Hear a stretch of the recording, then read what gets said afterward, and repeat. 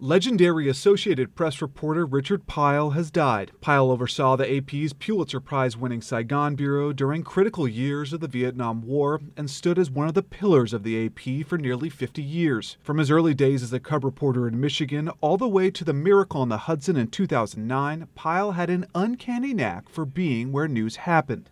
Unquestionably, Richard Pyle was one of the greatest AP journalists, and that's saying a lot because the AP has employed some of the greatest journalists ever. We walk among giants, and Richard Pyle is one of those giants. From Watergate to 3 Mile Island to 9/11, Pyle's steady hand was there, a reporter's reporter. To me, he was the epitome of the best kind of reporter, someone who goes out with his notebook in hand, asks questions, tries to get to the bottom of things, tells it without flourishes, just straight what happened, and who really had an amazing passion for news. Pyle spent 5 years in Vietnam for AP, the last half of that time as bureau chief. At a reunion of Vietnam reporters in 2000, Pyle said of all the history he witnessed over his career, the Vietnam War was the story he was born to cover.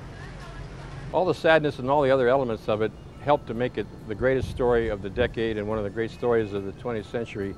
And the fact that I was here gives me solace and comfort every day. I wouldn't trade it for anything. While in Vietnam, Pyle arranged for a young reporter named Edie Lederer to become the first woman to cover the war full-time for the AP. Lederer is still with the AP as United Nations correspondent. I think his legacy will be not only all of those historic stories that will remain forever, but also his commitment to those incredibly high standards of journalism, which AP and everyone who works for it cherish. Pyle died Thursday of respiratory failure. He is survived by his wife, Brenda Smiley. He was 83. David Martin, The Associated Press.